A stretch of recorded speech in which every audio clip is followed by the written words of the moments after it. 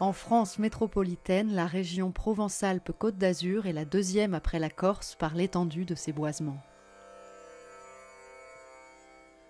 Avec des paysages époustouflants, partant de la mer Méditerranée, remontant les massifs côtiers, passant par les fonds de vallée, les plaines et les plateaux, en effleurant les pentes des collines intermédiaires provençales, jusqu'à rejoindre les massifs alpins, à perte de vue, des arbres. Cette immensité verte serait-elle l'héritage de la grande forêt qui s'est patiemment installée à la fin des grandes glaciations, voici 10 000 ans? Serait-elle encore et toujours ce formidable écosystème, charpenté d'un cortège d'arbres d'une grande diversité dont les générations s'entremêlaient pour mieux s'entraider? Organisme pourvoyeur d'un sol plein de vie, monde tissé d'innombrables interactions tenues par des milliers d'espèces. Communauté capable ainsi de protéger la vie, de traverser les millénaires. Durant des siècles, la grande forêt a été exploitée par les hommes. Elle a connu des épisodes prospères, mais aussi des moments de recul et de misère. Ainsi, aujourd'hui, les boisements occupent 51% de la surface régionale, dont seulement 1% peuvent être qualifiés de forêts anciennes, c'est-à-dire de boisements dont le couvert continu semble s'être maintenu depuis plus de 200 ans. Que reste-t-il donc de cet héritage naturel? Quelles sont ses richesses, ses forces et ses faiblesses pour traverser les défis environnementaux du moment? Où sont les dangers? Et surtout, quels sont les regards à adopter pour trouver des solutions avec et pour des forêts vivantes, protectrices, puissantes?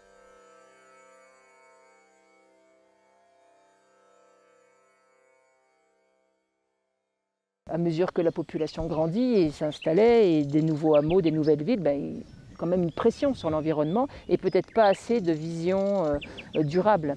Après, il y a eu évidemment les abus. Les abus parce qu'on ne peut pas empêcher les humains de se chauffer, de se nourrir. Il y a eu des périodes effectivement de grandes crises démographiques. On voit très bien dans les enregistrements anciens que lors de la Grande Peste, la forêt est revenue. Que les pics démographiques, c'est l'inverse, on voit la forêt régresser. Imaginez-vous bien qu'avant la révolution industrielle et puis l'utilisation des énergies fossiles, la seule énergie puis le matériau qu'on utilisait le plus, c'était le bois. Le bois pour les maisons, le bois pour chauffer, le bois pour faire des outils, le bois pour faire toute la micro-industrie, pour faire des navires après avec le commerce, la découverte du Nouveau Monde. Puis la guerre, donc il fallait vraiment beaucoup de bois. Donc les forêts, on le sait, il y a des périodes où on a le témoignage de fortes exploitations, demandes de bois par les sociétés. Et puis les forêts ont une histoire aussi politique, de mise en défense. Donc c'est très intéressant. Grosso modo, le minimum boisé dans l'ère historique au niveau de nos sociétés, c'est 1850. Il n'y a jamais eu aussi peu de forêts, d'autant plus en montagne, qu'en 1850. On estime qu'en montagne, il n'y avait que 10% du territoire qui était boisé. 2000 ans avant, du temps de la Gaule, 80%. Maintenant, dans les Hautes-Alpes, 40%. On passe de 80% à 10% en 1850 et on remonte à 40% dans les Hautes-Alpes actuellement, 30% au niveau national. Donc le minimum boisé a eu énormément de conséquences, aussi bien au niveau de l'alimentation en eau, du transport de matériaux et surtout aussi pour le territoire montagneux par rapport aux crues. Les crues entre 1840 et 1860 n'ont jamais été aussi importantes en volume et aussi fréquentes. Donc à ces moments-là, les ingénieurs des ponts et chaussées, les ingénieurs des eaux et forêts, les scientifiques, les historiens ont attribué ces crues au déboisement. Et donc ce qu'on voit sur la photo ici, qui a été pris en 1912 par les forestiers. Là où il y a mon doigt de la main gauche, c'est l'aile du barrage que vous voyez ici. Donc vous voyez la différence qu'il y a au niveau des paysages et au niveau de la forêt. Et la montagne qu'on voit tout en haut, là-haut, qu'on voit aussi sur la photo, c'est le Méal. Donc le paysage, en plus de 100 ans, a énormément changé. Ici, en 1850, 1900, il n'y avait quasiment pas un arbre. Tout avait été déboisé. Et donc la forêt a un rôle extrêmement important pour la limitation des crues. C'est-à-dire qu'à la fois, avec son réseau racinaire, elle permet de tenir le sol. Avec les feuilles et les aiguilles des pins et des mélèzes, elle permet d'amortir la pression des gouttes d'eau sur le sol, ce qu'on appelle l'effet splatch. Donc elle a un rôle extrêmement important. Un sol dénudé est totalement érodable, un sol boisé est beaucoup moins érodable. Et nos sols, à nous, dans l'Embrunais, dans les Hautes-Alpes, dans les Basses-Alpes du moment, étaient des sols qui étaient complètement déboisés et beaucoup de sols qui étaient tendres, beaucoup d'argile, de marne noire, donc extrêmement érodables. C'est-à-dire qu'il y avait beaucoup de transport de matériaux et c'était nuisible à tous les niveaux, aussi bien auprès des sociétés humaines qui étaient obligées de vivre en fonction des crues, qu'en fonction, par exemple, ici nous sommes sur la route entre Marseille et Turin, et donc sur la France et l'Italie, ces routes-là étaient constamment coupées, qu'au niveau aussi de l'agriculture, du bois, il n'y avait plus de bois. Donc il y avait vraiment des conséquences extrêmement importantes. Le code forestier a été écrit à un moment où en France on avait de moins en moins de forêts et on avait de plus en plus de problèmes d'érosion de sol, etc. Et le code forestier et aussi de délit, c'est-à-dire que les gens avaient besoin de bois, crevaient de faim, avaient besoin de bois de chauffage, avaient besoin de bois d'habitation, et donc défricher la forêt pour gagner des espaces agricoles et pastoraux. Donc le code forestier, il faut quand même avoir ça en tête, a été écrit vraiment dans un objectif de protéger la forêt. Et toute l'écriture du code est vraiment orientée comme ça.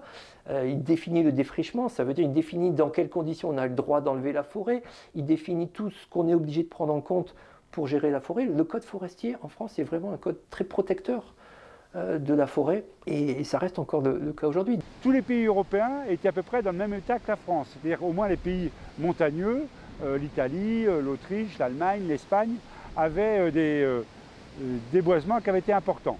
La France a été le premier pays à mettre en place une politique de reboisement. Donc il faut bien imaginer que ça se passe en Europe. L'Amérique, l'Afrique, l'Asie n'étaient pas déboisés à ce moment-là. Il n'y avait pas la surpopulation qu'il y avait au niveau local. Donc les pays européens étaient concernés par le déboisement. Plus le Japon, qui avait des conditions sociologiques un peu similaires à l'Europe. Et la France a été le premier pays à mettre en place une politique de reboisement. Elle était d'ampleur, parce qu'actuellement, par exemple, nous avons en France 16 millions d'hectares boisés. Et la politique de reboisement du 19e envisageait de reboiser 1 300 000 hectares. Donc c'est colossal. Sur tout le sud-est de la France, le sud-est même à partir du sud-ouest, des Pyrénées-Atlantiques jusqu'à l'Ain, les 26 départements qui sont au sud de cette ligne. Mais il fallait tout remettre en place, c'est-à-dire qu'il fallait partir avec des essences qui soient capables de pousser sur des terrains qui étaient complètement érodés, où il n'y avait plus d'humus. Il fallait récolte des graines, sécher de graines, mais pépinière et plantation. Donc c'était une première d'ampleur internationale. La première des caractéristiques de nos forêts, c'est leur jeunesse. On est sur, à vue de nez, entre 2/3 et 3/4 des surfaces boisées privées de la région méditerranéenne qui ont moins de 100 ou 150 ans d'histoire forestière. Ça peut sembler long, mais en fait, par rapport à la constitution d'un vrai sol forestier, de la fonctionnalité écologique, c'est rien du tout. C'est la sortie de l'adolescence, si j'ose dire. Et en fait, on a, dans la plupart des forêts méditerranéennes, une première génération de pins, par exemple, qui est arrivée de manière assez spontanée. Suivant les altitudes, on a du pin d'Alep, du pin noir, du pin sylvestre, du pin sambro. Mais tous ces arbres-là sont plutôt des arbres qui sont des colonisateurs d'anciennes zones pastorales ou d'anciennes zones agricoles et qui arrivent sur des sols qui étaient souvent déjà érodés et en plus de ça assez faiblards. Et en plus de ça, on ajoute notre climat qui est rude, toujours l'été et parfois même dans certains secteurs de montagne l'hiver. Tout ça fait qu'on a en Méditerranée en fait des ingrédients de départ qui sont compliqués du fait notamment de la mauvaise structuration de ces sols et qui amènent en fait des forêts de première génération. C'est déjà super d'avoir ces forêts-là, mais en 100 ou 150 ans, ça c'est juste la vie d'un arbre, c'est la vie d'un pin. Et derrière l'épinède, bien souvent, il vient progressivement, lentement, les chênes, les hêtres, les érables et les autres feuillus qui devraient être normalement constitutifs d'une grande partie de la forêt méditerranéenne. Simplement, il y a dans cette logique un paramètre auquel l'homme n'a pas trop l'habitude de travailler, c'est le temps long. Les forêts méditerranéennes présentent une très importante diversité, notamment au niveau du pourtour méditerranéen français et de la région PACA. Eh bien, on a une diversité forestière assez importante.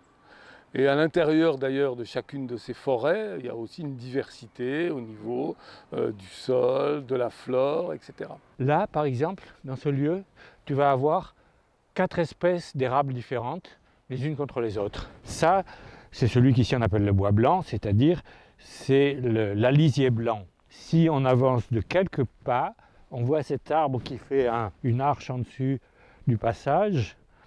C'est un deuxième sorbier. Et voilà la feuille du sorbier terminal. Voilà les feuilles des 3 sorbiers. Le sorbier terminal, le sorbier domestique, l'alisier blanc. Voilà, ils sont les uns contre les autres, comme ça, dans leur milieu, tout à fait spontané. Alors pourquoi une telle diversité dans nos forêts méditerranéennes? D'abord, c'est parce qu'il y a une diversité de conditions climatiques. Diversité de conditions climatiques, eh bien, quand on est sur le littoral, on est dans ce qu'on appelle du méso-méditerranéen ou quelquefois du thermo-méditerranéen, quand c'est encore un peu plus chaud. Donc des conditions relativement chaudes, avec une période de sécheresse estivale importante. Quand on va un peu plus à l'intérieur, quand on va dans les Alpes de Haute-Provence, etc., on va passer dans ce qu'on appelle du supra-méditerranéen. C'est-à-dire qu'il y aura toujours cette petite période de sécheresse estivale qui est très importante, mais la température va être plus faible et donc des conditions bien différentes. Et puis encore, si on va un peu plus donc dans des zones de montagne, préalpines ou alpines, et bien là, on va progressivement quitter le climat typiquement méditerranéen, sauf sur certains versants, mais voilà, les conditions sont très différentes. Donc, premièrement, une diversité des conditions climatiques. Donc sur l'Embrunet, en fait, on a les derniers lambeaux de hêtre. Le hêtre est encore assez présent sur les communes de Pontis, le Soz, un petit peu sur les pentes du Morgon au-dessus de Savines. Et puis en fait, dès qu'on continue à remonter la Durance en direction du Guillès 3, le hêtre disparaît. Voilà, c'est lié aux caractéristiques notamment climatiques et pédologiques. On est un territoire un peu charnière et c'est très intéressant, notamment au plan de la biodiversité. Deuxièmement, évidemment, une diversité des usages. On a la région méditerranéenne, elle est quand même anthropisée depuis très très longtemps. Et on a des zones qui sont des zones de pâturage depuis très longtemps, mais qui sont aujourd'hui abandonnées. Donc ça joue aussi sur cette diversité. Et puis troisièmement, peut-être qu'on y pense moins souvent, c'est une diversité des sols qui est liée d'ailleurs aussi à la diversité de la géologie et aussi des conditions topographiques. Et cette diversité du sol engendre aussi diversité des forêts et des paysages. Le compartiment sol dans les écosystèmes forestiers, c'est quelque chose, je me rends compte maintenant, qui a été très longtemps un peu négligé. C'est-à-dire que finalement, quand on parlait de forêt, on parlait des arbres. On oubliait le fait que ces arbres, ils s'alimentent, ils s'ancrent dans un sol, et dans un sol qui est en perpétuelle interaction avec ces arbres, avec en plus toute la biodiversité du sol qui va aussi interagir. Et donc là, on a des systèmes extrêmement complexes qu'il faut absolument préserver. Et on s'en rend compte à l'heure actuelle avec les coupes à blanc. Effectivement, on peut détruire en quelques heures, finalement, un équilibre qui existe depuis extrêmement longtemps. Eh bien, quand on est dans la Haute-Provence, près de Marseille ou en Provence tout court, on ne trouvera pratiquement jamais de chêne-liège. Par contre, on passe Toulon, et bien là, on trouve beaucoup plus dans les stérels, dans les morts, une dominante de chêne-liège, Quercus suber, qui donne lieu d'ailleurs à ce qu'on appelle la subériculture, qui est si importante et qu'on aurait besoin de beaucoup relancer. Eh bien pourquoi ? Eh bien tout simplement parce que le chêne-liège est une espèce strictement calcifuge. Il n'aime pas du tout le calcaire. Et donc on ne va le trouver que dans des régions avec des sols siliceux, souvent d'ailleurs des sols un peu plus profonds, que l'on va trouver dans la partie est de notre région. Le chêne-liège, on le trouve que dans le massif des Maures et dans le massif de l'Estérel. On le trouve quasiment pas dans les Alpes-Maritimes ni dans les Bouches-du-Rhône. Dans les Alpes-Maritimes, on a des sols acides, mais qui ne sont plus à des étages de végétation où on trouve du chêne-liège. Parce qu'on est déjà en montagne et il fait trop froid pour que le chêne-liège puisse y pousser. Et après, on a bien évidemment le châtaignier. On peut avoir le pin parasol aussi, qu'on retrouve alors plus dans la plaine des Morts, mais qui sont sur des sols acides également. On retrouve le chêne pubescent, à la fois sur sol calcaire ou sol acide, et le chêne vert aussi, qui est assez plastique, qu'on peut retrouver sur ces deux types de sols. Voilà, globalement, essentiellement le cortège de la forêt sur sol acide en région méditerranéenne.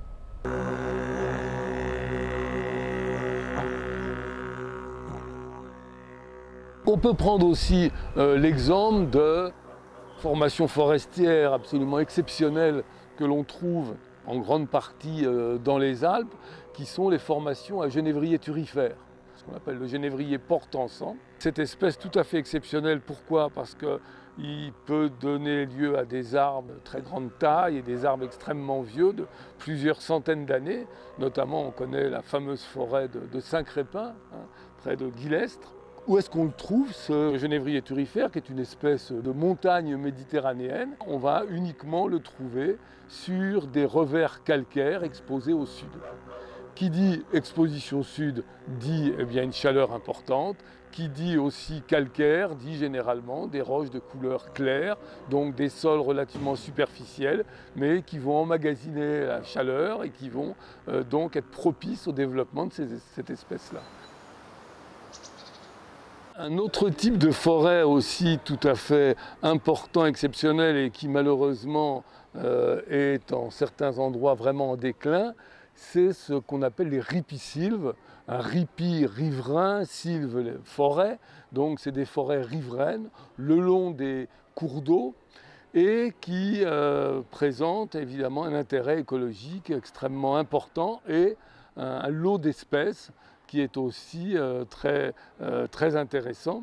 Et alors ce qui est tout à fait intéressant, c'est que ce sont des milieux dans lesquels on va trouver des saules, des peupliers. Dans la région méditerranéenne, on va trouver par exemple le peuplier blanc, Populus alba, mais dans lequel on trouve aussi des essences comme les aulnes, Alnus glutinosa, qui est une espèce absolument extraordinaire. Et puis on peut trouver aussi des frênes, deux espèces de frênes différentes. Eh bien, en fait, ces corridors, ces ripisylves, sont ces milieux qui s'affranchissent complètement du climat général. C'est-à-dire que l'on soit sous un climat méditerranéen ou qu'on soit sous un climat atlantique ou un climat donc plutôt continental dans le nord de la France, eh bien, finalement, par le fait qu'il y a une humidité permanente atmosphérique et au niveau du sol, eh bien, on va retrouver dans ces milieux-là à peu près les mêmes espèces dans ces milieux de ripisylves qu'il faut absolument essayer de conserver et dans certains cas même de réhabiliter pour tout leur intérêt écologique, biodiversité et qui jouent aussi un rôle très important dans tout le fonctionnement de l'écosystème des rivières. Parce que vous avez par exemple une feuille d'aulne qui va tomber dans le lit de la rivière, eh bien elle va être entraînée, elle va être mangée par un certain nombre d'organismes, etc. Et c'est tout à fait important de conserver ces ripisylves, qui constituent donc une autre richesse aussi de ces milieux méditerranéens. Si on regarde le sol, là il y a ce qu'on appelle des turicules, ce sont les petites déjections de surface des vers de terre. Parfois c'est très joli, ça fait des véritables sculptures comme ça. On s'émerveille devant cette biodiversité, des arbres, des fleurs et des animaux, mais c'est rien du tout. La biodiversité, elle n'est pas là, elle est là, elle est dessous, elle est dans la terre. Mais si tu prends une poignée de terre et que tu essayes de dénombrer le nombre d'espèces vivantes qu'il y a dedans, mais c'est hallucinant. Si tu commences par ce qui est du macro, c'est-à-dire des petits arthropodes, des insectes, des mille-pattes, des choses comme ça, là ça va être par dizaines peut-être, et des petits acariens et tout ça. Mais si après tu descends d'un cran et que tu vas dans du micro, voire dans du micron là tout petit, mais ça ne va pas être par dizaines, ça va être par centaines, par milliers, peut-être par dizaines de milliers dans ta poignée de terre. Elle est là, la biodiversité. L'importance de voir le lien entre forêt et eau. Les deux sont très liés et il faut les considérer ensemble. Et lorsqu'on fait des plans d'aménagement au niveau national, régional, local, il faut vraiment considérer les deux ensemble. Et l'eau, dans l'avenir, c'est d'ores et déjà un problème. Et puis, l'importance, bien sûr, du sol dans la fixation du carbone. Et les arbres pompent tout ce carbone, et quand un arbre meurt, ça reste dans le bois, et quand le bois mort se décompose au sol, ça rentre dans le sol. Et le sol, notamment toute la couche de surface du sol, est une réserve de captage de carbone absolument extraordinaire. Et c'est surtout très très fondamental pour le phénomène vie, le phénomène de la vie. Quand on pense à biodiversité, souvent on pense à une collection d'êtres vivants, de mammifères, de plantes, d'oiseaux, etc. Pourtant, à regarder comment fonctionne la nature avec le renard, petit carnivore. Il mange des fruits, notamment durant l'été, à l'automne quand c'est possible.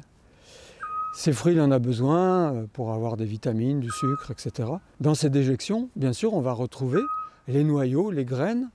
Donc, sans qu'on y pense vraiment, mais on le constate quand même, le renard dissémine les graines d'un certain nombre de plantes. Donc, il participe à la vie de la végétation. Il n'est pas le seul d'ailleurs dans ce cas. On peut citer la martre, qui est un petit carnivore forestier. Et puis aussi, alors ça peut paraître encore plus extraordinaire, le loup lui-même, notamment à l'automne, il va pouvoir manger des fruits, ou à la fin de l'été, les framboises, les mûres, etc. Et bien d'autres, et des myrtilles qu'on retrouve. On retrouve les traces dans ces déjections. Il y a aussi certains oiseaux qui, par le jeu des saisons, changent de régime alimentaire. On sait très bien que les pics mangent beaucoup d'insectes, etc. Mais arrivé l'hiver, ils vont se rabattre sur une consommation de graines qui sont très caloriques, une consommation importante. Et à travers cette recherche de nourriture, transport, etc., ils vont eux aussi à leur tour disséminer les graines. Par exemple, si on prend le geais des chênes, comme il porte son nom, le geais des chênes consomme des glands. Il fait des réserves bien sûr pour l'hiver. Donc il va récolter ces glands, les transporter, les accumuler dans des cachettes, dans le sol. Donc en fin de compte, il a une action de planteur de chêne. C'est une action où, bien sûr, le geais a besoin de cette nourriture et l'arbre, pour avancer, pour perdurer dans la forêt, se multiplier, a besoin de cet oiseau. Parce que le gland de lui-même va forcément germer dans les meilleures conditions s'il reste à la surface du sol. Pensons aussi aux insectes, à ces fourmis des bois qui construisent de grands dômes dans la forêt pour constituer leur nid, abriter la partie souterraine, etc. Ces fourmis transportent, elles aussi, et consomment une foule de graines. Quand on se remémore tous ces cordons de fourmis qui sillonnent la forêt, ça donne l'importance de cette dissémination des graines. Elles ont aussi un régime alimentaire varié. On sait très bien qu'elles sont prédatrices, que pendant une grande partie de l'année, elles vont consommer des insectes. Et notamment, lorsqu'on assiste à des pullulations d'insectes sur les arbres, entre autres, qui sont défoliateurs, on comprend que la population des chenilles et des papillons qui sont derrière, qui sont invasifs, va être diminuée par l'effet de prédation des fourmis. Donc c'est un rôle essentiel chez les fourmis d'arriver à modérer les populations de certains autres insectes, etc. On peut citer aussi des oiseaux, de nouveau, les mésanges, que nous connaissons plus ou moins tous. Les mésanges, lorsqu'elles élèvent leurs petits, consomment jusqu'à 10 000 chenilles pour que cette couvée arrive à bon terme. Mais alors, les mésanges aussi, il ne faut pas oublier que ces mésanges, si elles sont dans la forêt, c'est qu'elles arrivent à y nicher. Et si elles arrivent à y nicher, c'est qu'elles trouvent des cavités dans les arbres. Et ces cavités, pour 2 tiers d'entre elles, elles sont façonnées par les pics. On revient aux pics.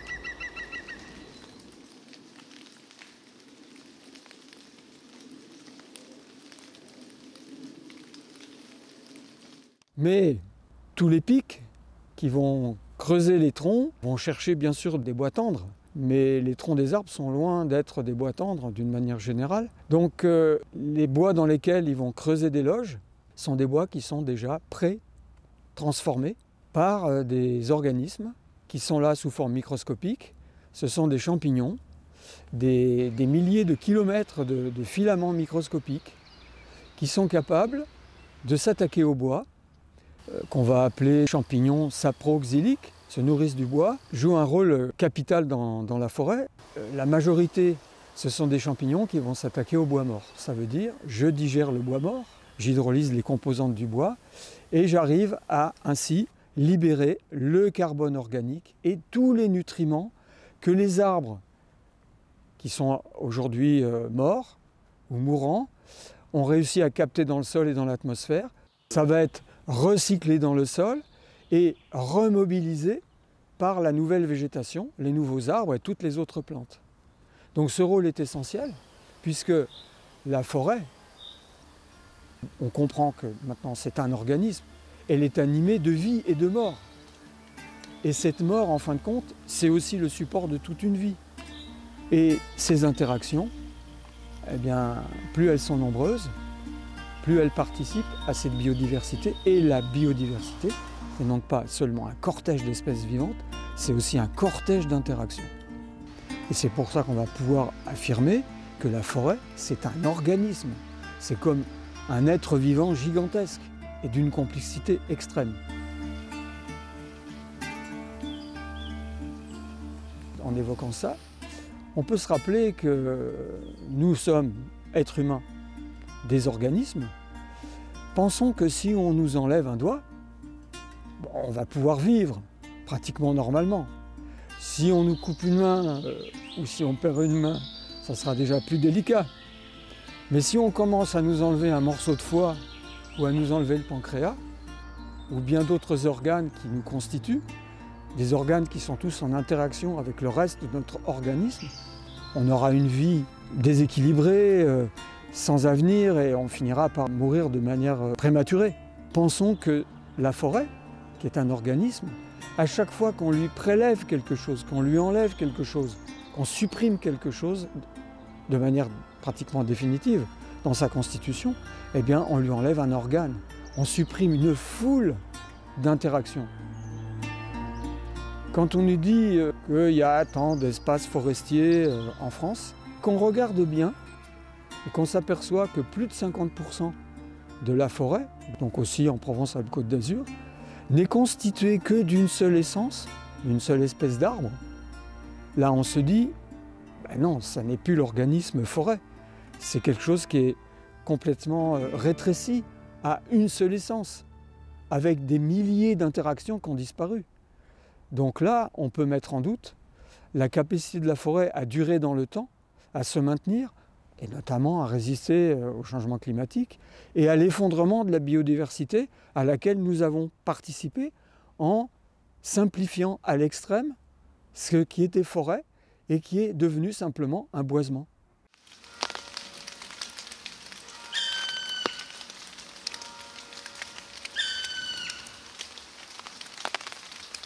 Vieille forêt, ça veut dire des arbres morts sur pied, mais ça veut dire aussi des arbres morts au niveau du sol, en train de se décomposer. Un certain nombre d'études ont quand même montré que ce bois mort au niveau du sol, les branches aussi, la couche d'humus qui peut être très épaisse dans ces sols des vieilles forêts, va maintenir une certaine humidité. Et que ça, c'est un élément qui est à même de ralentir les incendies au niveau de ces écosystèmes. Ça, c'est le niveau à 15 cm. Ça, c'est du charbon de charbonnière. À la découverte. Ah bon. Voilà. On a utilisé une discipline qui s'appelle l'analyse des charbons dans les sols, donc la pédoanthracologie, puisque pour remonter le passé, on utilise souvent le pollen, on utilise souvent d'autres bioindicateurs, comme on les appelle, mais dans les Alpes du Sud, des toubias, il n'y en a pas beaucoup. Donc on s'est basé sur les restes des feux qui étaient allumés par la foudre ou bien par les hommes. Et on avait remarqué en Provence que dans les sols, il y avait énormément de charbon qui était conservé. Moi, avant d'arriver à extraire des charbons et puis savoir si les charbons ils sont en bon état pour être identifiés aussi, mais une fois qu'on a réussi à les identifier, c'est génial parce que là on se dit waouh, j'ai bien fait de le faire et effectivement il y a eu des feux. Donc qui dit feu dit un écosystème qui a dû cicatriser, donc toute une remise en route de toutes les possibilités de l'écosystème avec des espèces pionnières qui viennent cicatriser, puis ensuite les espèces post-forestières qui viennent en rajouter un peu et qui préparent la venue de la forêt. Et tout ça, ça se passe sur des échelles de temps. Il faut 500 ans, 600 ans pour refaire un écosystème forestier. Alors 600 ans à l'échelle d'un plan d'aménagement forestier, c'est ridicule. Donc, quand on dit la forêt elle est bloquée, par exemple à la Sainte-Baume, les érables empêchent le hêtre de régénérer, mais le hêtre il est patient. C'est l'homme qui n'est pas patient. Le tilleul, il prépare simplement le sol pour que tout soit prêt. Et puis quand les chênes qui sont au-dessus vont tomber, il y a une tempête, il va y avoir un puits de lumière, le hêtre, il va dire, hop, ça y est, c'est mon heure, c'est moi qui suis là. Et il y va.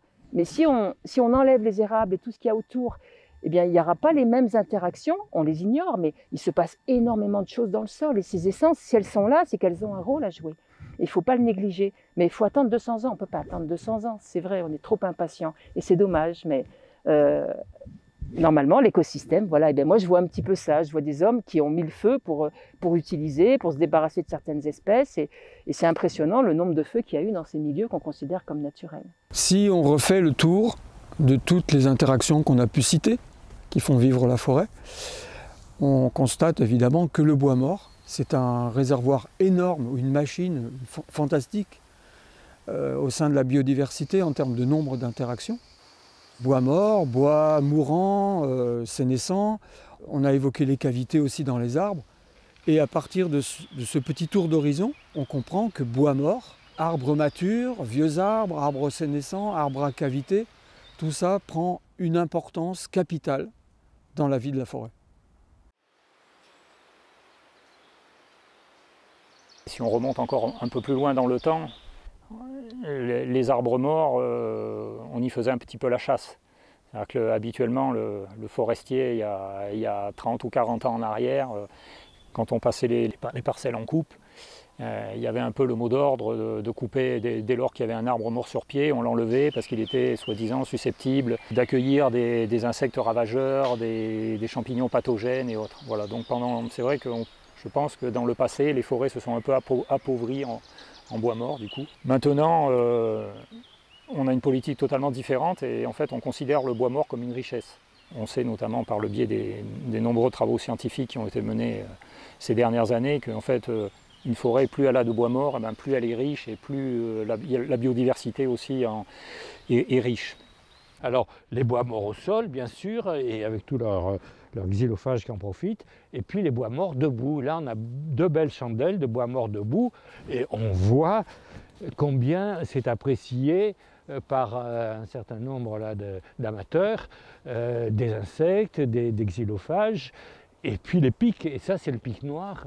Le pic noir est bien présent ici, et on voit tout ce qu'il a creusé, et puis même les écorces, hein, il a une telle puissance qu'il donne des grands coups de bec qui fait gicler des écorces parfois à plusieurs mètres de distance. Et on voit aussi d'ailleurs que ces arbres sont munis d'un triangle vert. Ce qui est vert, c'est à garder, et lorsque c'est un triangle, ça veut dire que c'est important pour la biodiversité. Dans ce cortège de champignons saproxyliques, et s'ils arrivent à cette décomposition totale des troncs, c'est qu'ils ne sont pas seuls. Des insectes, plus exactement leurs larves, qui sont des gros consommateurs de bois. Ce sont des larves qui se développent avec un cycle basé sur plusieurs années. Et l'émergence des adultes, c'est quelque chose qu'on va voir au printemps, au début d'été. C'est un phénomène avec des animaux qui vont vivre juste quelques jours, juste pour se reproduire. Alors parmi ces animaux qui s'envolent, on peut voir des choses assez extravagantes à voir. Hein. Le capricorne, parmi les plus grands insectes d'Europe. Et puis aussi la rosalie des Alpes, magnifique, qui vit sur les hêtres. Et puis le rhinocéros, le scarabée rhinocéros, qui aiment aller dans les arbres creux, notamment dans les cavités à la base des arbres. Et ces espèces patrimoniales sont très menacées, alors on les a mises en liste d'espèces protégées. Mais est-ce que ce n'est pas plutôt de sauver l'ensemble de la forêt? De faire en sorte que les arbres vétérans, les arbres à cavité pour le rhinocéros, le bois mort pour le capricorne, etc., que tout ça existe de nouveau en quantité dans la forêt. Et pas simplement de dire « allez, on met telle espèce ou telle autre sur la liste des espèces protégées ».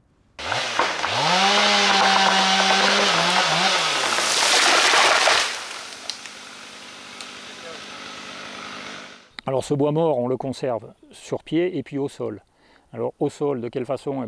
En limitant ce qu'on appelle les exportations, c'est-à-dire quand on fait une coupe comme ça, tous les rémanents, les parties qui ne sont pas utilisées, qui ne sont pas valorisées économiquement, sont laissées en forêt. Il n'est pas question de les broyer, de les incinérer, ou voilà. Alors ça nous est parfois reproché par le public, parce que le public trouve que c'est a tendance à considérer que c'est un travail qui n'est pas fini, que voilà, on a tout laissé, comme ils disent, en chantier. Donc on a beaucoup de communication en la matière pour montrer que ce bois mort, finalement, c'est une biomasse qui va retourner au sol, qui va enrichir les humus, et qui finalement va traduire en retour en éléments minéraux au sol. Et puis il y a le bois mort sur pied. Alors le bois mort sur pied, c'est la conservation des arbres morts.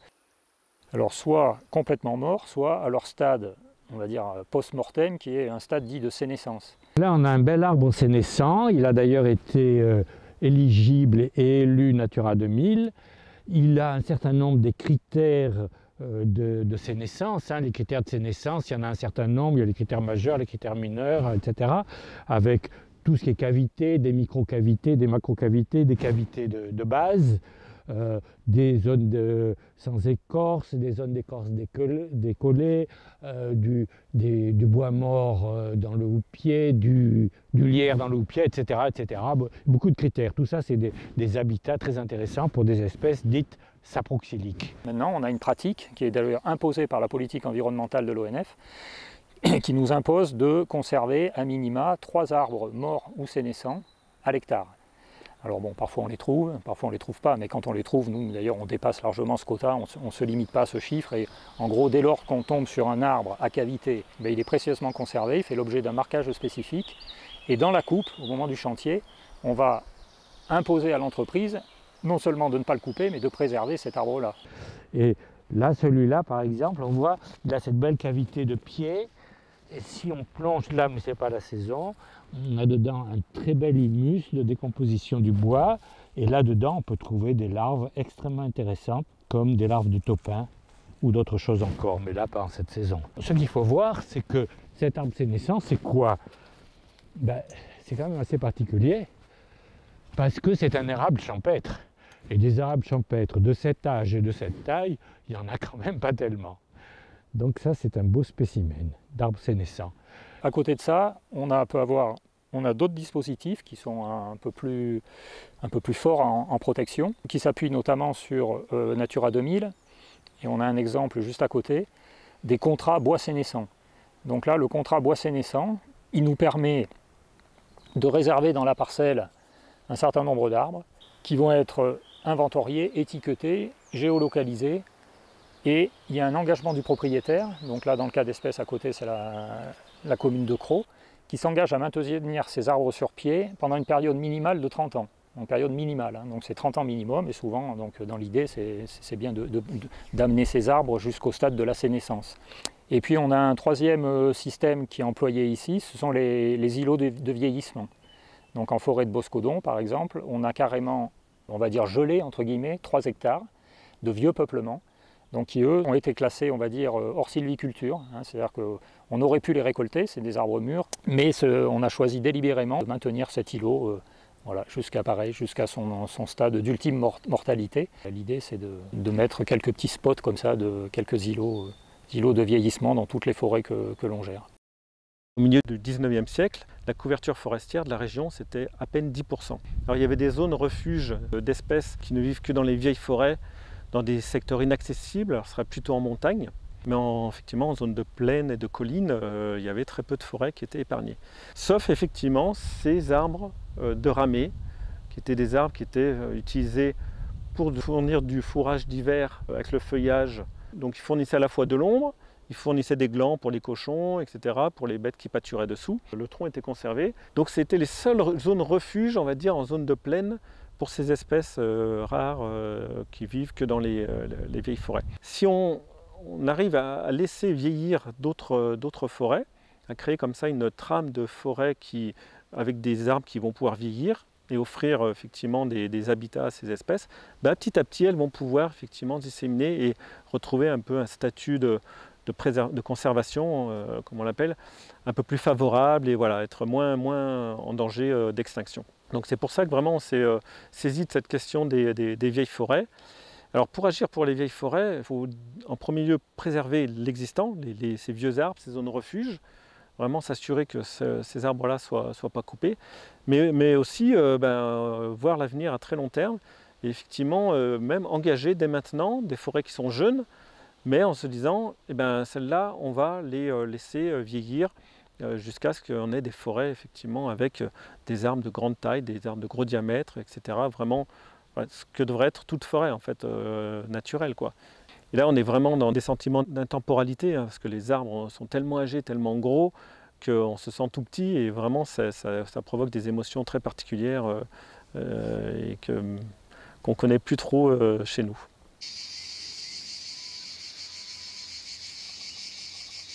Bon, la forêt méditerranéenne, sa spécificité, elle est quasiment dans son titre, dans le nom qu'on vient d'évoquer, c'est qu'elle pousse dans un contexte méditerranéen qui est déjà caractérisé par un manque d'eau en été, donc des sécheresses et des fortes chaleurs, avec une grande variabilité aussi du régime de précipitation. Donc c'est déjà des forêts qui poussent dans un climat qu'on pourrait considérer comme contraignant, mais elles sont adaptées à ce climat-là, que ce soit le pin d'Alep, le chêne vert, moindre mesure le chêne blanc ou autre espèce. Un certain nombre de phénomènes qui sont en train d'impacter fortement la forêt et pas forcément dans le bon sens. Le premier, et tout le monde le sait, c'est le changement climatique. On s'aperçoit lorsqu'on promène dans la forêt qu'il y a quand même des arbres qui souffrent, qui sont défoliés, qui sont en stress hydrique de manière importante. Ces forêts méditerranéennes, plus qu'aux événements isolés les uns des autres, elles sont extrêmement sensibles à la récurrence et à la concomitance de ces événements. C'est-à-dire qu'il n'y a pas de répit pour les forêts, aussi bien en termes de chaleur très intense qu'en termes de sécheresse. La chaleur accentuant les phénomènes de sécheresse et notamment des sols. Et puis une forêt fragilisée, c'est une forêt beaucoup plus aussi sensible, par exemple aux attaques d'insectes. Elles sont fragiles, donc plus sensibles, et les insectes profitent en fait de cette chaleur hivernale. Et il y a moins de régulation de ces populations d'insectes par le froid aussi, par exemple. Donc voilà, c'est un autre facteur. On a mis en place une station qui s'appelle l'O3HP, Oak Observatory à Saint-Michel l'Observatoire, où on va manipuler en quelque sorte l'écosystème forestier. Au niveau d'une part de la biodiversité, on s'est aperçu que quand au bout de 1 ou 2 ans de sécheresse aggravée, on avait des groupes d'organismes qui avaient complètement disparu, notamment des collemboles, qui sont des petits organismes dans le sol, qui jouent un rôle important justement dans la décomposition de la litière. Alors peut-être qu'ils étaient partis plus en profondeur, peut-être qu'on ne va pas les retrouver, mais en tout cas on a un chamboulement dans cette faune du sol et qui va certainement avoir un impact sur des phénomènes comme la décomposition des litières. Et puis on a aussi un autre résultat qu'on peut souligner, c'est que quand on a étudié la décomposition des litières, on a mis ce qu'on appelle au niveau du sol des petits sacs, on appelle des litter bags, dans lesquels on met des feuilles à décomposer. Et puis on suit presque mois par mois la décomposition de ces feuilles. Dans ces petits sacs, on a mis soit une seule espèce, l'espèce principale qui est le chêne pubescent que l'on observe dans le milieu, et soit un mélange d'espèces. Par exemple, la décomposition était ralentie dans les conditions de sécheresse, mais elle l'était moins que quand on n'avait qu'une seule espèce. Et moi je pense que dans cet équilibre entre gestion forestière et biodiversité, on a beaucoup besoin des scientifiques, d'une aide de ce que la science connaît ou de ce que la science va découvrir, parce que tout seul on n'y arrivera pas, quoi. Les scientifiques montrent qu'il est important, surtout dans le cadre du changement climatique, et de l'augmentation de la sécheresse, de garder une ambiance forestière. Ça, c'est aujourd'hui reconnu. Il est préférable de garder une ambiance forestière pour que le peuplement, pour que l'écosystème se porte bien. Alors après, on revient à notre notion de seuil. Quel seuil doit-on avoir et comment doit-on gérer les peuplements pour avoir effectivement gardé une ambiance forestière? C'est là toute la question des définitions. Est-ce qu'on effectivement une gestion par trouée d'un demi-hectare, d'un hectare, de 2 hectares? Est-ce que c'est du couvert continu? Est-ce que c'est pas du couvert continu? Mais effectivement, ce qui est aujourd'hui reconnu, c'est que si on enlève un peuplement complet d'un seul coup sur un sol qui est nu, alors qu'on n'a pas du tout de régénération de peuplement dessous, si on n'a pas de végétation, ben forcément la prochaine forêt va avoir du mal à s'installer. Une chose qu'il faut bien avoir en tête, c'est que la gestion de la forêt en France est compliquée par le fait que la forêt est principalement de la forêt privée. On parle toujours de l'ONF, mais l'ONF, c'est quoi? C'est 25% de la forêt, et 75% c'est de la forêt privée. Alors, il y a quand même des structures qui existent, bien sûr. Tout le monde ne connaît pas, par exemple, le CNPF, le Centre national de la propriété forestière, qui est le pendant de l'ONF pour la forêt privée. Lorsqu'on fait un plan simple de gestion, qui est obligatoire pour les propriétés de 25 hectares ou plus, on les fait généralement avec l'aide d'experts forestiers, et ils sont ensuite approuvés et labellisés par le CRPF.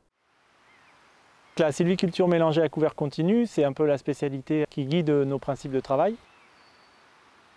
D'abord et avant tout, c'est une technique sylvicole qui nécessite un certain nombre de connaissances écologiques, économiques, paysagères, pédologiques.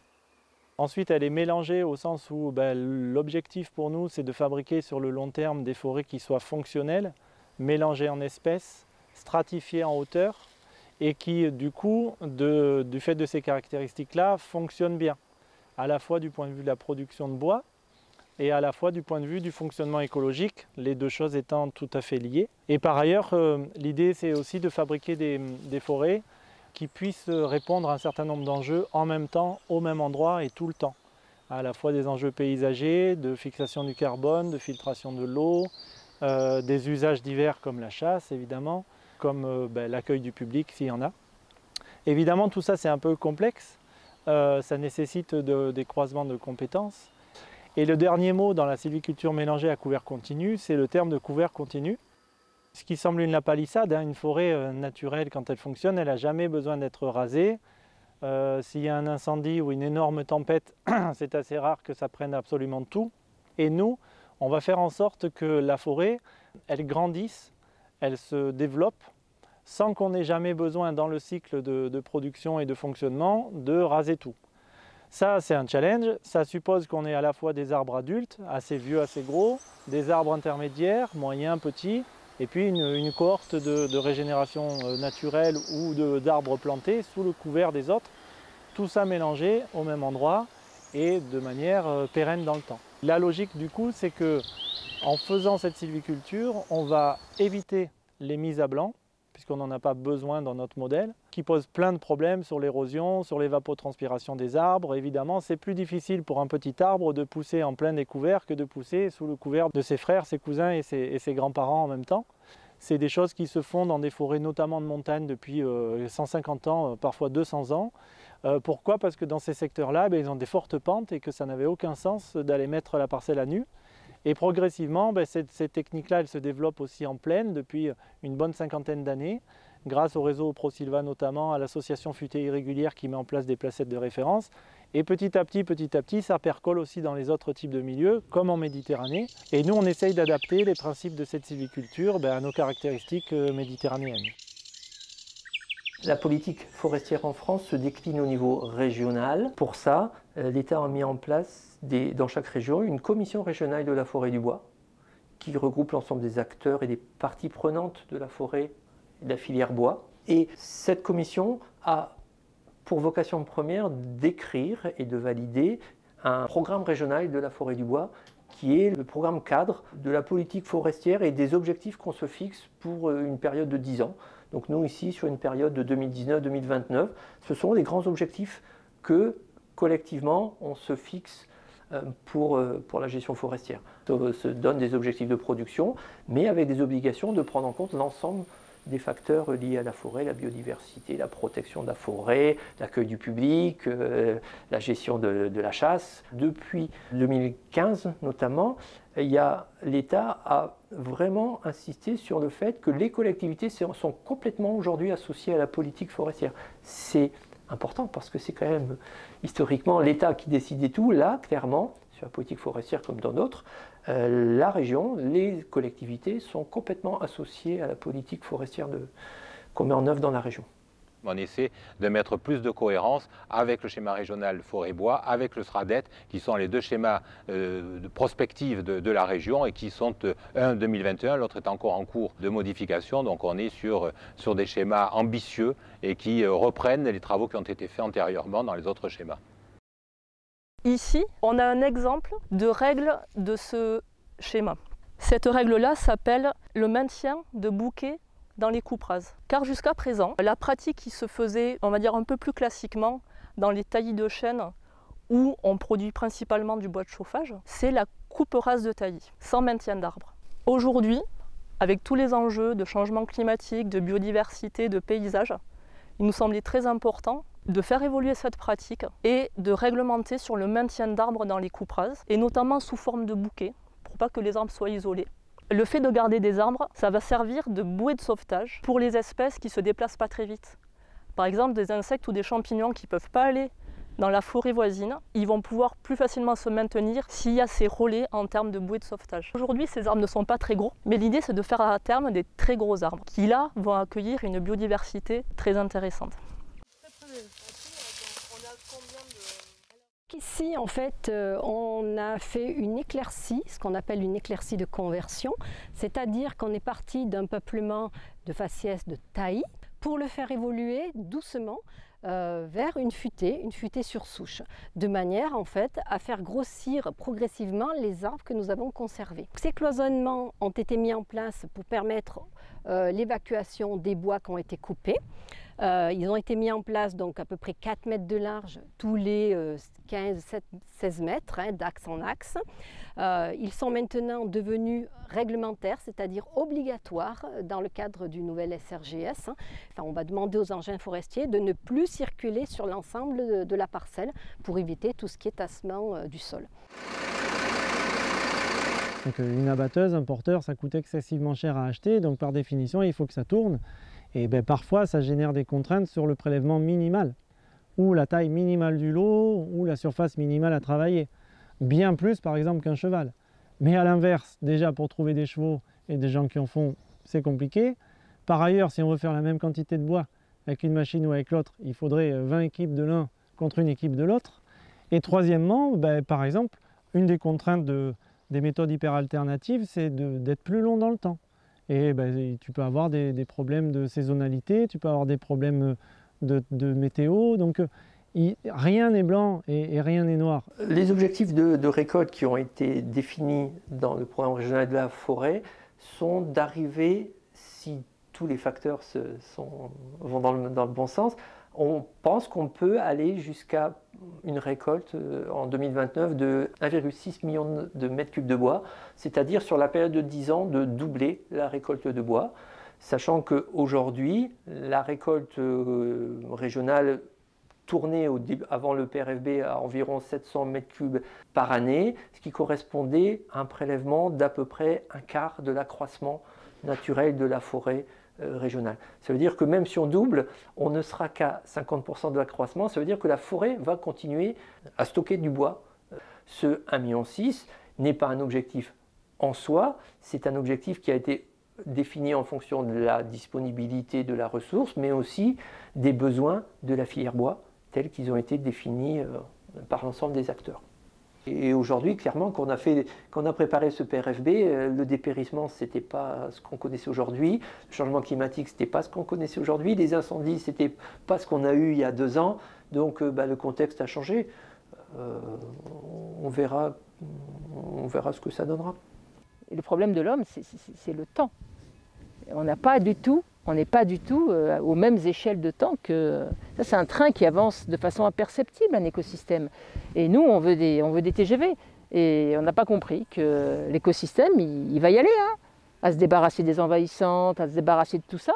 Mais dans 200 ans, il n'y en a qu'un qui a eu une vision à long terme comme ça, c'est Colbert, quand il a fait l'inventaire des chênes en France, qui a dit « Waouh, on ne peut pas faire beaucoup de navires avec ça. Il va falloir planter du chêne pour pouvoir faire des navires si on veut avoir une flotte navale et pouvoir se défendre, quoi. » Il faut quoi, 200 ans avant de faire un arbre qui est capable de faire un mât de navire donc on ne peut plus faire des plans de gestion à 200 ans. Mais voilà, donc on a changé complètement même de perception. Nos anciens, ils marchaient au rythme des saisons et quand on plantait un arbre à la naissance d'un enfant, on savait qu'il profiterait aux générations d'après. On avait confiance, on savait que les générations d'après vivraient presque de la même façon. On n'imaginait pas ce changement qu'on a vécu, ce basculement vraiment à partir de l'ère industrielle, quoi, où tout change très vite. Maintenant, il faut toujours changer de tout. Voilà. Au bout de 2 ans, tout est périmé. On est dans des... voilà. Et on applique ça au monde végétal et on se tape la tête contre les murs. Là, on ne peut pas. Il faut remettre le temps.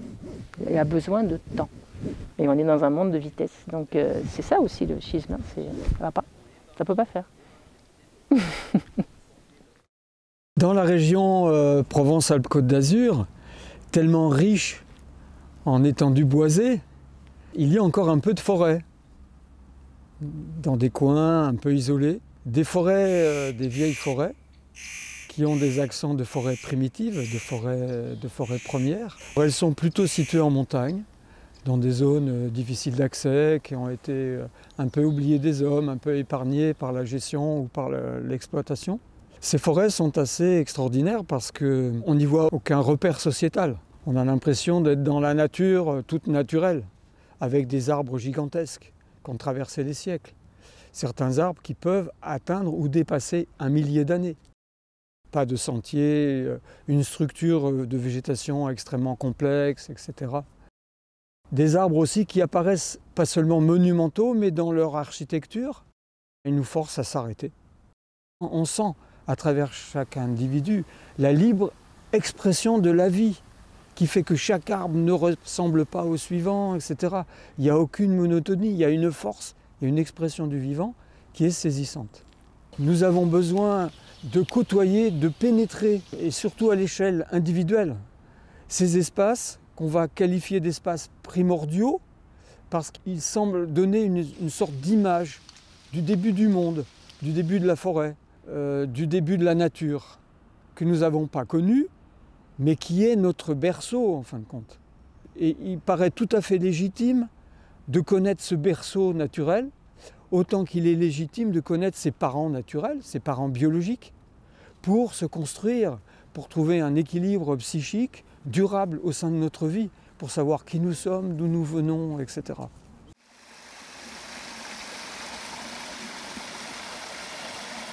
Vis-à-vis de l'eau, effectivement, c'est un sujet qui probablement va devenir prégnant dans les années qui viennent. C'est vrai que la sylviculture à couvert continu, elle a quand même beaucoup d'intérêt. D'abord parce qu'elle va limiter les écarts thermiques. Et qu'en fait, en limitant les écarts thermiques, elle va limiter notamment dans les moments où l'eau est plutôt un peu en train de se stocker dans le sol ou encore présente, tout bêtement l'évaporation du sol qui serait mise à nu. Et en plus de ça, elle va permettre de mieux réinjecter la partie d'eau qui est évapotranspirée par les arbres. On sait qu'à très grande échelle, l'Amazonie, elle produit quasiment d'elle-même les nuages qui la nourrissent. Mais ça, c'est vrai que c'est une problématique de très très grande échelle. À nos échelles, à nous, sur des hectares, des dizaines d'hectares, des centaines d'hectares ou des massifs, il y a déjà cette vérité, mais probablement avec des effets qui sont plus humbles. Mais il n'empêche que ça existe. La meilleure des preuves, c'est tout simplement qu'en plein été, sous couvert forestier, eh bien, on a moins chaud qu'en plein cagnard. Et en plein hiver, on a moins froid. Et ça, cette tempérance des écarts thermiques, elle est à la fois extrêmement favorable pour la régénération naturelle des essences, elle permet d'avoir un plus grand panel, mais même vis-à-vis de la ressource en eau qui est un peu limitée par la quantité qui tombe, elle est intéressante parce qu'elle permet de mieux recycler l'évapotranspiration des arbres entre eux et de maintenir cette fraîcheur du sous-bois qui, elle, a aussi un sens. Elle va aussi permettre de gagner au moment où il y a de la condensation qui se fait, des brouillards qui passent ou des choses comme ça, des nuages, il y a une captation qui se fait. Et ces arbres-là, si ce n'est pas pour eux qui boivent, au moins ils créent une forme de barrière qui va verticaliser le passage de l'eau qui se fait plutôt de manière horizontale. Le point le plus important, c'est au niveau des sols. À partir du moment où on a une forêt bien développée, relativement ancienne, ce sol est à même de retenir de l'eau d'une façon importante. Et en région méditerranéenne, c'est fondamental puisqu'il va pleuvoir en hiver et au printemps. Et donc c'est à cette époque que le sol forestier va pouvoir retenir de l'eau. Mais évidemment, si le sol est érodé, il contient moins de matière organique pour telle ou telle raison, eh bien ce cycle vertueux, cette évolution au cours de l'année de l'humidité du sol va être modifiée.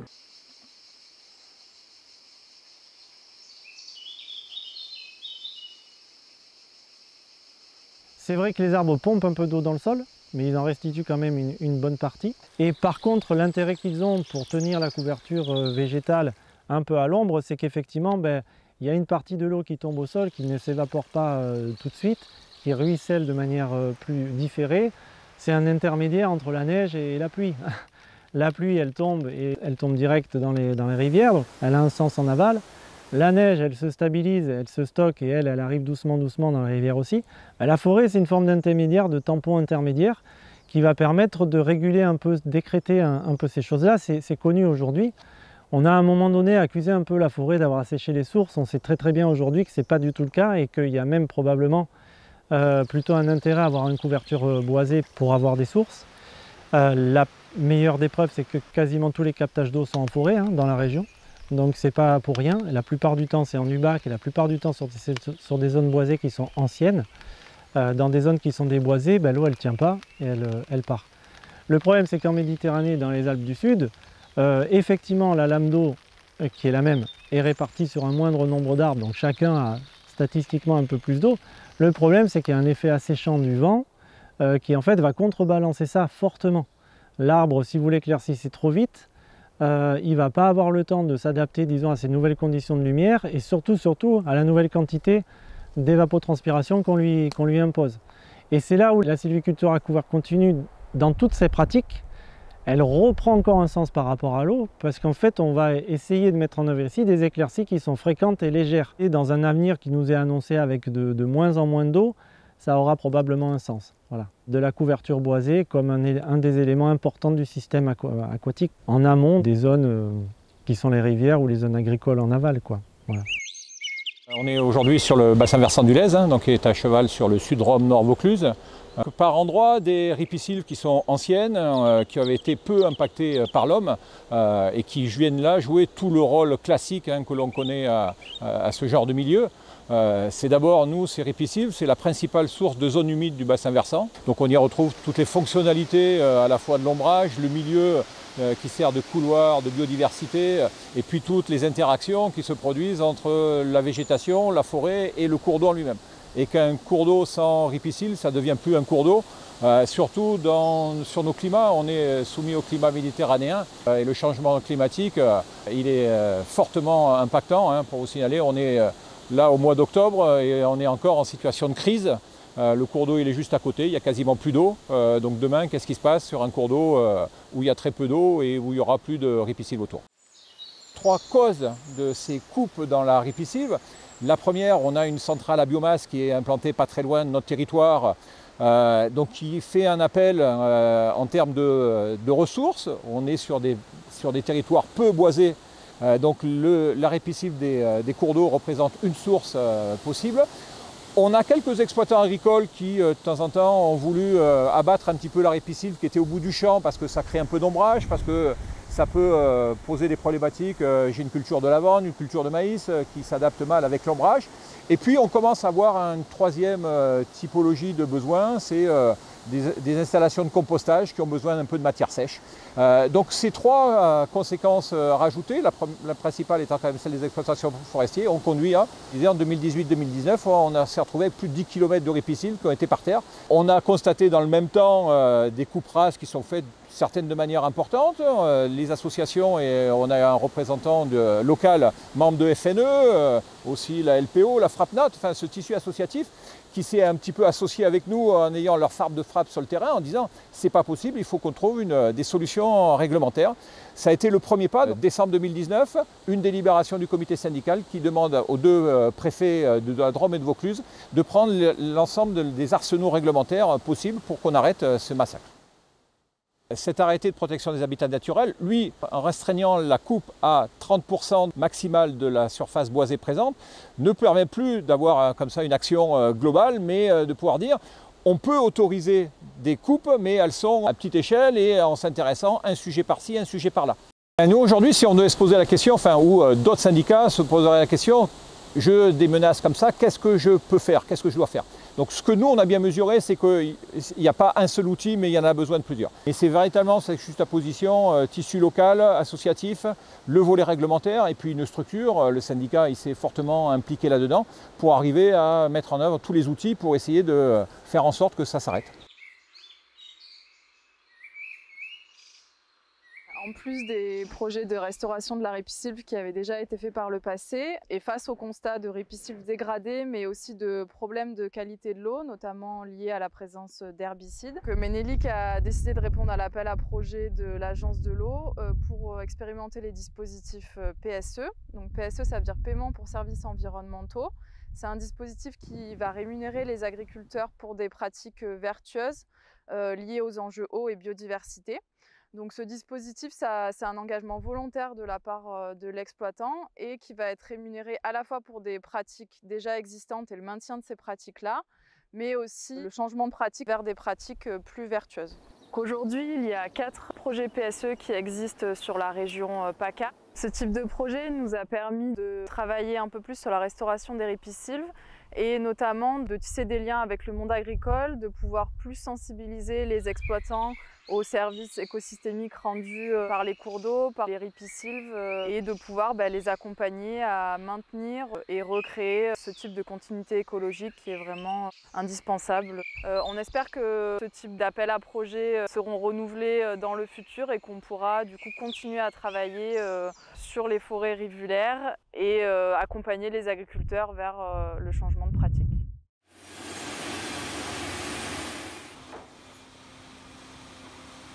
Avec la ressource forestière disponible en Europe, et en prenant comme hypothèse qu'on ne consomme pas le stock existant à l'heure actuelle, on ne pourra construire que 30% des bâtiments.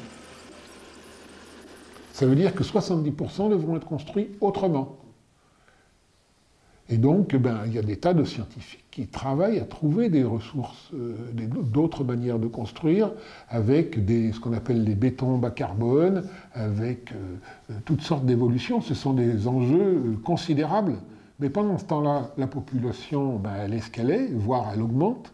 Il faut bien répondre aux besoins. Donc on ne peut pas juste dire on sanctuarise la forêt parce que c'est trop bien et qu'elle sera au top de son rendement en séquestration du carbone en étant la plus vieille possible. Ça n'est pas possible non plus. C'est nous condamner à trouver d'autres solutions, sans doute moins performantes, pour gérer une partie de l'habitat, par exemple. Donc, actuellement, dans Provence-Alpes-Côte d'Azur, on fait à peu près 1,5% des constructions en bois. Avant d'être à 30%, on a quand même le temps de voir venir.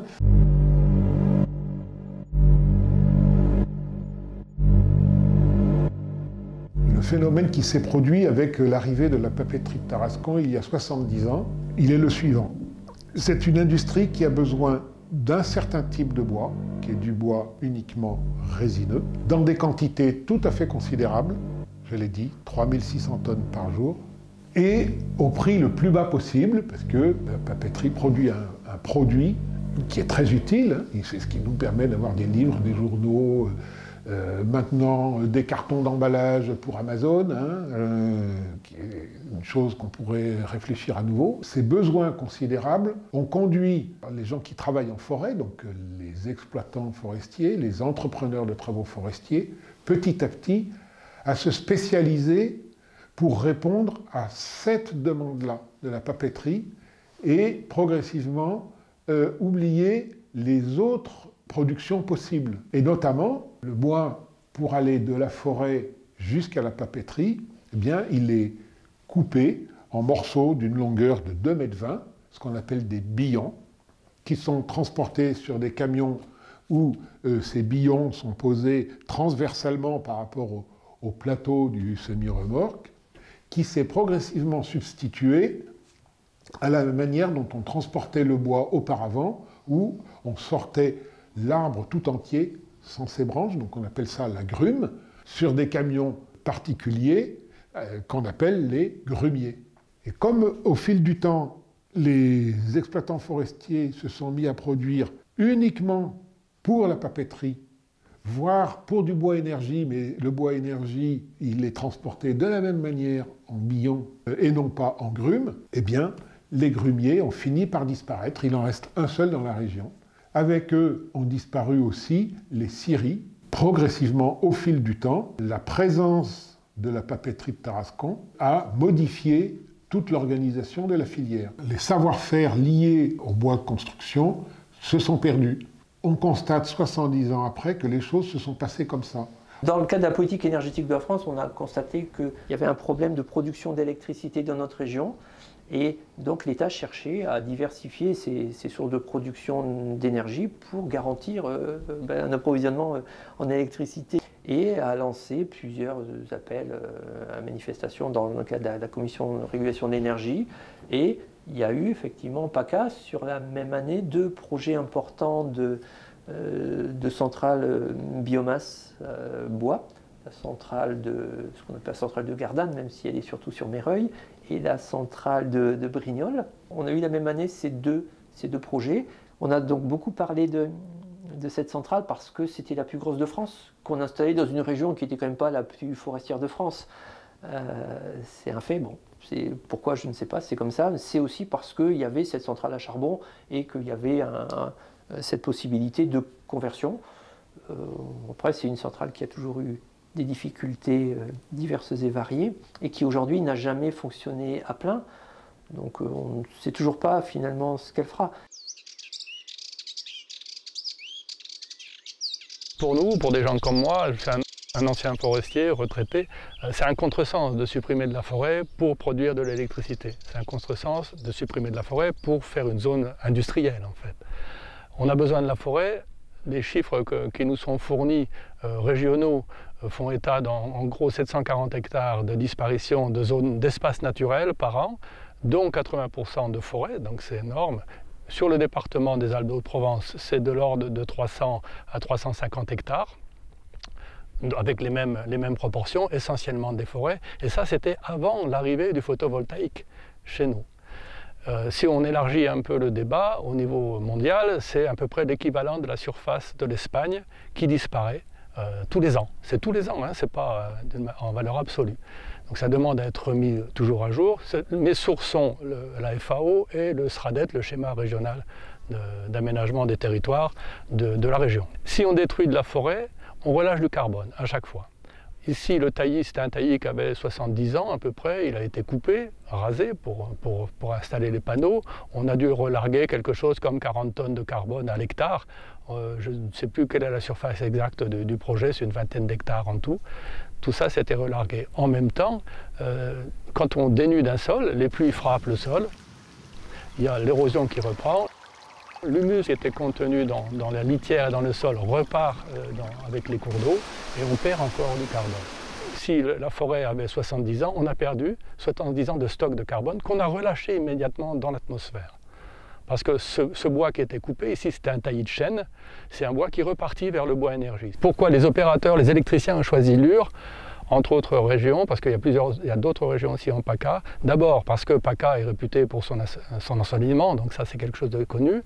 Et ensuite, le massif de Lure, c'est un massif qui est peu peuplé. Donc quand on croise un espace naturel, on croise l'ensoleillement, on croise un espace naturel sur lequel il n'y a pas encore trop de contraintes de placer des centrales dedans, on croise les besoins communaux bien sûr, et la faible population qui ne va pas trop se motiver, on arrive à un territoire intéressant pour les opérateurs. Lure n'est pas le seul cas, on a aussi dans le 0,5 des zones qui sont comme ça, peu peuplées, avec des densités très faibles.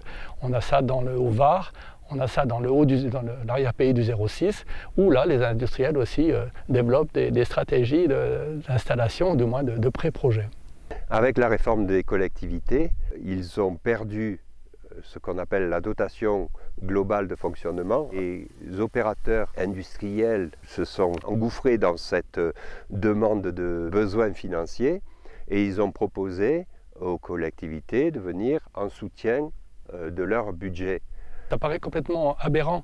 On a à la fois des indications qui sont données par l'ADREAL, qui sont données y compris par le gouvernement, en disant qu'il faut favoriser l'implantation photovoltaïque sur les zones anthropisées, sur les zones urbanisées, sur les toitures. Et nous, ce qu'on constate en même temps, se créent encore des bâtiments commerciaux. S'ils ont plus de 1000 m², ils sont obligés de le faire, mais en dessous, ils ne le font pas. Donc, ils ne sont toujours pas installés. Et en forêt, par contre, on voit des trous qui se produisent partout, un mitage qui se produit partout. Donc, il y a quelque chose qui ne va pas. En tant qu'association, notre intérêt, c'est de mettre la pression, de s'opposer à ces projets pour renvoyer la pression vers les zones urbanisées.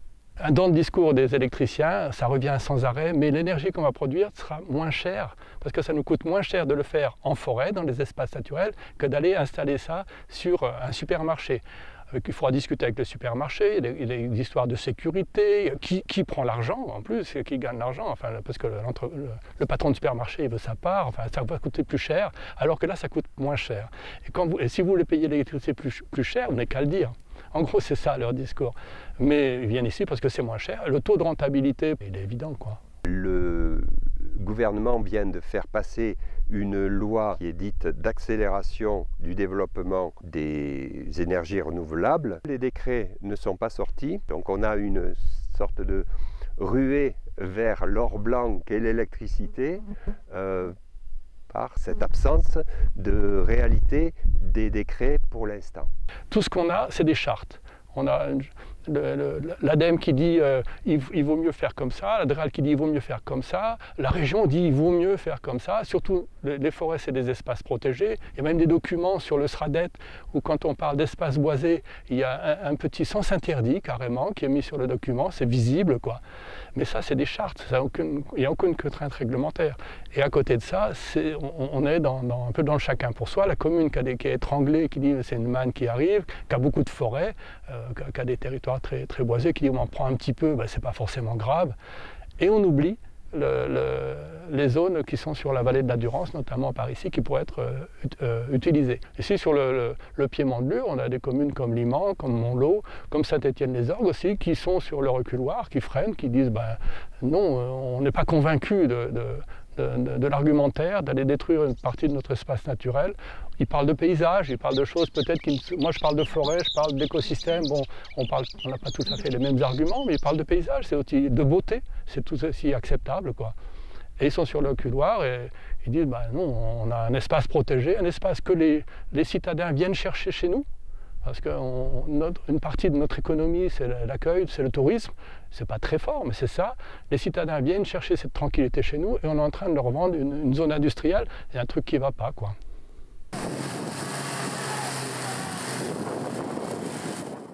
Autre facteur aussi, on l'a dit, donc il va faire beaucoup plus chaud et beaucoup plus sec. Donc on va aller dans la région vers une forte augmentation du risque incendie. En termes de surface brûlée, mais aussi en termes de risque de méga-feux, de feux extrêmes. C'est des feux qui sont liés à la sécheresse, mais aussi surtout à la chaleur.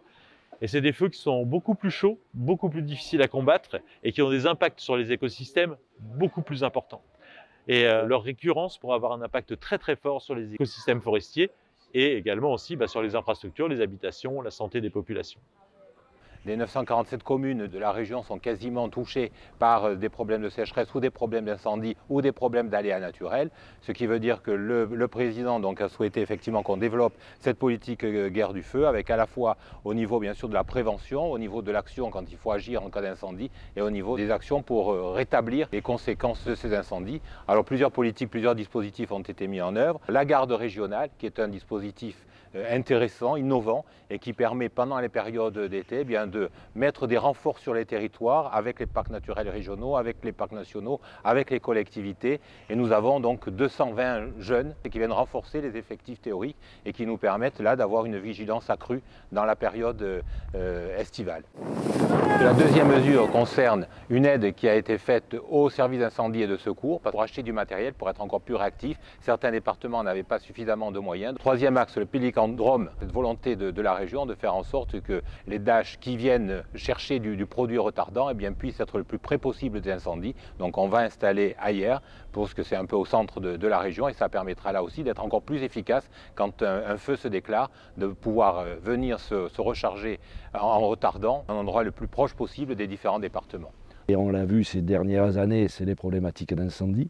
C'est quelque chose qu'on ne réglera pas en multipliant soit les canadaires, c'est quelque chose qu'on réglera en faisant une réflexion très forte sur l'aménagement du territoire, parce qu'aujourd'hui on sait que 90% des feux, et peut-être plus, sont d'origine humaine, et le feu vient de l'anthropisation de nos milieux. Essentiellement, le contact entre la forêt et les zones urbaines n'est plus du tout réglé. On construit de plus en plus contre les lisières forestières, voire dans la forêt, ce qui est totalement inacceptable et ce qui est l'origine de quasiment tous les feux. Et ça, c'est un travail énorme. Ici, vous voyez les vestiges du feu de 2017 qui est parti au bord de la route départementale depuis un hôtel. Très vraisemblablement un mégot de cigarette qui a provoqué le feu, qui est parti à 21 h. Ce qui fait qu'il n'y avait pas beaucoup de moyens pour arrêter le feu. Ce jour-là, il y avait 100 km/h de Mistral qui n'a pas baissé la nuit. Et du coup, on a eu un incendie qui a brûlé 800 hectares et qui s'est arrêté, qui allait jusqu'à la mer, et qui a brûlé de la forêt méditerranéenne typique des sols acides, de ce qu'on appelle la suberaie, la forêt de chêne-liège. Certaines personnes s'inquiètent du fait de laisser les forêts en libre évolution, donc leur caractère sauvage, d'avoir effectivement la végétation, des strates diversifiées, etc. Par rapport au risque incendie, les derniers feux importants qu'on a pu voir en France ont concerné notamment des forêts extrêmement exploitées et extrêmement entretenues. Dans les Landes, il n'y a pas une forêt plus exploitée et plus entretenue que ça. Donc effectivement, on a des alignements de pins avec très peu de couverture arbustive en fait dessous. Donc quand un méga feu, un très grand feu est parti, quel que soit le type de forêt, ça brûlera. Donc ce qui est important surtout, c'est effectivement, et d'ailleurs tous les services qui s'occupent de la lutte contre les incendies le diront, c'est les premiers moments du début de l'incendie. Donc c'est l'inflammabilité de la végétation, sa capacité à s'enflammer facilement quand malheureusement on jette un mégot ou ceci, cela. Donc déjà les feux, la plupart du temps, ils partent de zones où il y a de l'activité humaine, c'est soit d'origine criminelle, soit accidentelle. Donc déjà c'est là qu'on doit gérer le risque. C'est pas au sein des forêts qui sont en libre évolution, au fin fond des massifs. Alors vis-à-vis de l'incendie de forêt, effectivement, il y a deux approches. Il y a la notion de résistance au feu. La résistance au feu, c'est la capacité potentielle d'une forêt à ne pas brûler. Et donc cette forêt-là, pour ne pas brûler, il faut évidemment qu'on essaye de limiter la propagation du feu à l'intérieur, à la fois de manière horizontale et de manière verticale.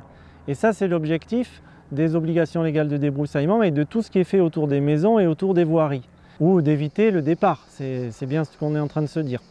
Et éventuellement autour de grandes pistes DFCI, de pouvoir lutter contre un feu quand elles sont suffisamment larges pour que les pompiers soient en sécurité. Ça, c'est la notion de résistance. Cette notion de résistance, elle est un peu antinomique avec la notion de fonctionnalité écologique, de continuité du couvert. C'est pour ça que nous, on applique dans les forêts où on travaille, sur lesquelles il y a un risque qui est identifié, cette logique de résistance sur les bordures de voiries et autour des maisons. Entre guillemets, on ne discute pas là. Là, il y a déjà, accessoirement, il y a des obligations légales, mais ça met un petit peu fin à la logique d'une forêt qui soit fonctionnelle dans le temps et dans l'espace, ça c'est vrai. Après, on peut avoir des modalités pour essayer de faire moins mal. Mais il n'empêche que quand tu finis par mettre les arbres à 6-7 mètres de distance, parce qu'il ne faut pas que les hauts pieds se touchent à moins de 3 mètres, qu'il faut tout débroussailler dessous plus élaguer, effectivement, c'est plus vraiment une forêt, c'est un espace boisé. Mais c'est pas très grave au sens où c'est pas ce qu'on lui demande. Dans cette partie-là, on lui demande d'être résistant. Pour illustrer effectivement ces deux points qui sont l'inflammabilité et la nécessité ou pas d'entretenir les forêts pour éviter les incendies. Le dernier grand incendie qu'on a eu dans la région, c'était celui de la Plaine des Morts. Il faut rappeler que l'incendie est parti d'une aire d'autoroute, c'est quand même un espace extrêmement entretenu. Donc ça montre bien qu'on n'est pas, le feu n'est pas parti d'une forêt en libre évolution, mais d'une aire d'autoroute. Donc il faut bien resituer un petit peu aussi l'origine de cet incendie. Après, il a parcouru effectivement des milliers d'hectares dans des secteurs comme la Plaine des Morts, qui sont des secteurs qui, pour le coup, sont... Il y a de la forêt, mais extrêmement claire, qui ne représente pas du tout l'idée qu'on peut se faire d'une forêt sauvage avec plein de buissons. De mon point de vue, ce qu'il faut qu'on améliore, c'est la résilience. Et là, c'est la deuxième notion. La résilience, ce n'est pas la capacité d'une forêt à résister au feu, c'est la capacité d'une forêt à cicatriser si jamais il y a quand même un feu qui y passe. Que ce soit un feu courant, relativement léger, que ce soit un feu de cime, un truc un peu plus violent. Et là, si on fait la différence entre la notion de résistance et résilience comme je la fais, on fait évidemment des forêts très très différentes d'un côté ou de l'autre de la zone. Nous, on travaille plutôt dans la matrice forestière, qui n'est pas concernée par des OLD, sur des logiques de résilience. Et dans les logiques de résilience, c'est presque du bon sens. Plus tu as d'espèces et plus c'est résilient, plus tu as d'arbres d'âge différents, plus il y a un flux de graines et de régénération naturelle qui peut potentiellement arriver. Ça veut dire qu'il faut maintenir des pins dans des chênes parce que c'est une garantie en cas de feu. Voilà. De la même manière qu'il faut maintenir des feuillus dans des résineux. La logique, c'est celle de la diversité à tous les étages, de la fonctionnalité écologique. Et à ce moment-là, le bois mort, il prend aussi tout son sens, paradoxalement. Parce que le bois mort, ce n'est pas quelque chose qui va assécher les sous-bois. C'est plutôt quelque chose qui va avoir tendance à les humidifier, parce que c'est une sorte d'éponge à retardement. Mais c'est vrai qu'il faut avoir préalablement, pour entendre ce discours et le comprendre, il faut probablement bien switcher entre résistance d'un côté et résilience de l'autre. Et nous, des forêts sur lesquelles on travaille, y compris dans la zone qui est très soumise à l'aléa incendie, en tout cas on propose de travailler sur la résilience. La difficulté de la résilience, c'est qu'elle est liée au temps. Et que suivant l'état de départ duquel on part, évidemment, pour mélanger des espèces, avoir du bois mort, avoir des étages, c'est plus ou moins long. Et ça ne diminue pas forcément l'aléa. Mais ce sur quoi on table, c'est plutôt la capacité de la forêt à cicatriser, totalement ou partiellement, après le passage. Mais ce n'est pas un discours qui est très facile à entendre, par les autorités d'une part, par les propriétaires aussi, parce qu'évidemment, ça maintient des forêts qui sont un peu plus fouillis, dans laquelle il y a du sous-bois, dans laquelle il y a aussi des bois morts. Donc il faut avoir cette explication pédagogique et puis que les gens soient bien d'accord. Voilà. De manière assez académique, on répète toujours la forêt a 3 fonctions. La fonction écologique, protection des sols, régulation du cycle de l'eau. La fonction économique, production de bois entre autres, et la fonction sociale. Et cette fonction sociale, elle se réduit la plupart du temps à imaginer comment organiser les promenades en forêt, les parcours d'équitation, de VTT. C'est aussi, on pense évidemment à la cueillette, la cueillette des champignons par exemple, ou à la chasse. Et en même temps, ça me fait penser que la forêt est aujourd'hui désocialisée. Il faut que le citoyen se réapproprie la forêt, aux côtés des forestiers, aux côtés des gens de la filière de transformation du bois, etc. Aux côtés de ceux qui luttent contre l'érosion, parce que le citoyen doit se réapproprier son environnement. L'environnement, la planète. On est actuellement en déconnexion effarante à travers notre vie strictement, pour la plupart strictement urbaine, à travers les effets du consumérisme, etc. On perd le sens de l'environnement naturel et redevenir acteur de la gestion de la forêt, de son avenir, aux côtés des forestiers, ça me paraît une chose essentielle. Alors, il y a un outil assez nouveau qui est à la disposition de tous, c'est l'outil charte forestière, qui est d'ailleurs tellement reconnue comme intéressante que son établissement est financé par l'Europe. Une charte forestière, c'est d'abord une démarche qui associe tous les acteurs locaux qui vont créer un outil commun, partagé, qui est au service des collectivités locales et notamment des communes. Il y a divers moyens d'associer. D'abord, c'est à travers la très large concertation et tous les représentants locaux des différentes associations qui ont participé. Donc ça, c'est le premier point. Il y a eu de nombreux documents, des flyers qui ont été élaborés. Les sites internet des communes aussi ont évoqué cette charte forestière. Il ne faut pas y hésiter, il faut y aller. De toute façon, l'actualité du moment doit nous y amener. C'est un sujet primordial. La forêt, c'est presque la moitié du territoire, hein, c'est 47% chez nous. Donc c'est une importance fondamentale. Et je dirais, prenez le temps de concerter. Faites des réunions, ce n'est pas des réunionites. Animez des groupes de travail, faites des ateliers en salle, en forêt, in situ. Mettez les gens autour d'une table et cherchez, faites de la concertation, ça me paraît primordial. Et puis le deuxième peut-être conseil que je pourrais donner, n'essayez pas de monter un plan d'action avec 40 actions que vous ne ferez jamais.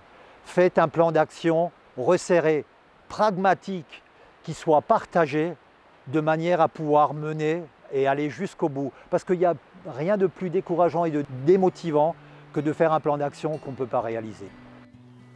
À l'expérience de cette charte, je n'étais pas du tout un spécialiste de la forêt, hein. Je peux vous garantir que maintenant quand je vais en forêt, je ne la vois plus de la même manière. Je sens, je mesure davantage sa richesse et l'importance qu'elle a pour nous. Et moi j'ai senti tout au long de ces 2 années que les mentalités ont évolué. Et il n'y a jamais eu, dans toutes nos instances, dans tous nos ateliers, dans tous nos échanges, il n'y a jamais eu d'antagonisme entre les divers participants. Ces rares espaces primordiaux, comme on les qualifie, sont des espaces privilégiés pour mener, sans doute, dès à présent, une éducation par l'environnement. Une éducation, bien sûr, prioritaire pour nos enfants. De façon à ce que, dans les décennies qui suivent et les générations qui suivent, on puisse être mieux reconnecté à la planète. C'est-à-dire prendre le sens de tous ces espaces, prendre le sens de la planète, de son état actuel, en regardant qu'est-ce qu'on doit faire et comment vivre, comment s'équilibrer et comment agir et interagir de façon à retrouver un équilibre entre l'homme, qui est partie biologique de cette planète, et tout le restant de cette naturalité qui nous interpelle quand on est dans ces espaces-là.